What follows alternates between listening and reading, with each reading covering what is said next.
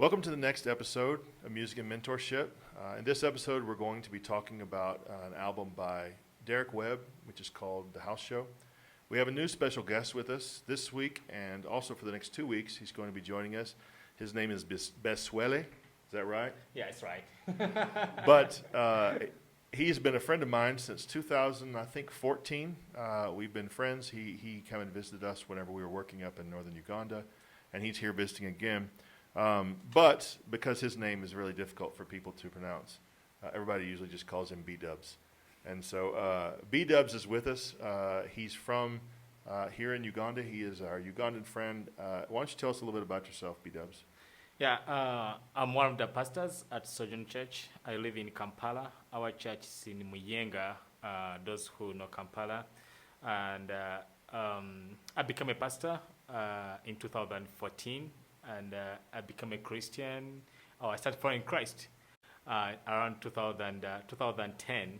And yeah, I've been serving quite a while, but most of the things I've learned, it's been through mentorship, it's been through learning from guys who have been Christian for long. Yeah. Cool. We're really stoked to have you here. Like I said, I've known B-Dubs for quite a while, and we've been friends and we've been co-workers in the ministry. And so I just really feel blessed to be able to talk about a topic that we actually have spoken about before. We have spoken about music, but it has never been recorded. And so I'm going to be sharing my album that I share with you guys. And so, of course, as always, it's me, Jay, and Matthew here to discuss this album, and we're really happy to have our special guest. Y'all ready to get into this? We are ready.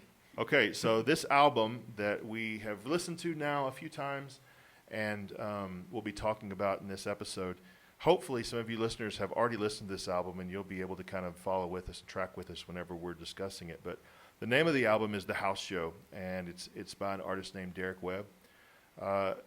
So Derek Webb used to be a member of a Christian, I would call maybe singer-songwriter, contemporary Christian type group that was really popular in the late 90s whenever I was in college. And they're actually from Houston, Texas. And so they were traveling to all these colleges, and they became really popular on like Christian radio. And so he is a member of that, was a member of that group, and there were three of them.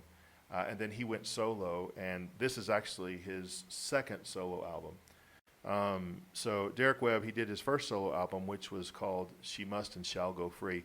And it's an album specifically focusing on the church and what the church is and how it's to function. But basically what he said is that this is kind of a singer-songwriter album about the church. It's not something that you go and do like arena tours, that you're going to fill arenas or even fill churches if people want to talk about it. And so what he decided to do, I thought was really unique, is he did plan a tour, but he planned a tour of people's houses.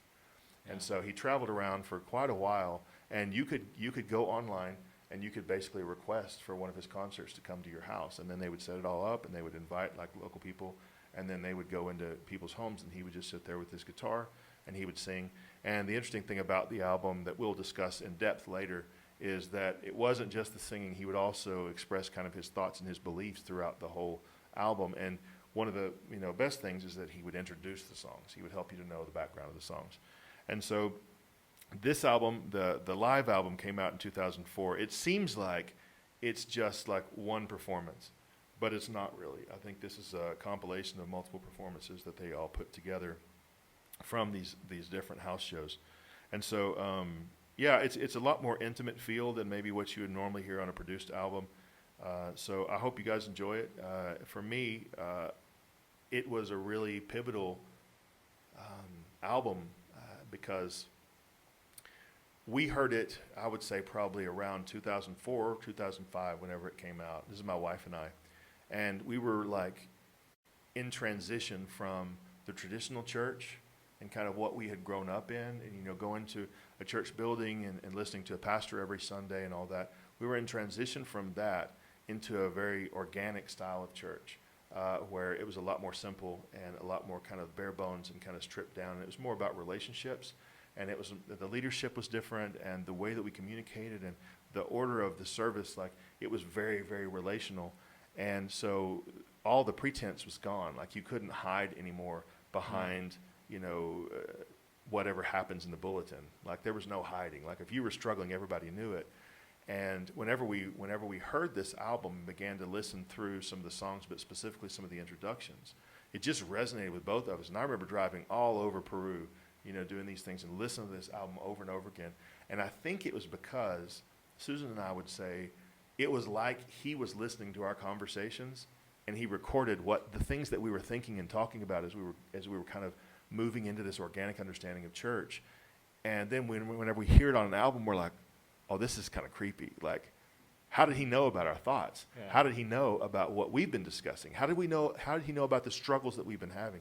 And so it became a very personal album because of that transition for me from a traditional style of worship to this more organic style.